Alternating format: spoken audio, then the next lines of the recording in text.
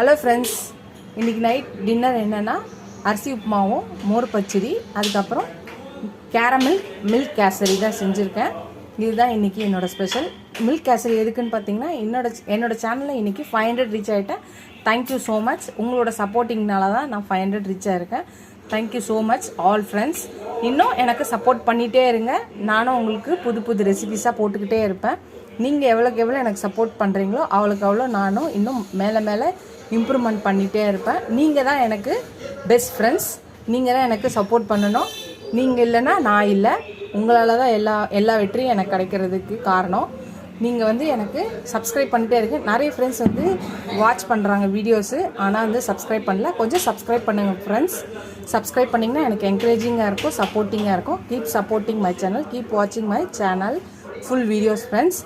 இந்த கேசரிஸும் நீங்கள் ட்ரை பண்ணி பாருங்கள். நான் வீடியோ போடுறேன், ட்ரை பண்ணி பார்த்துட்டு எப்படி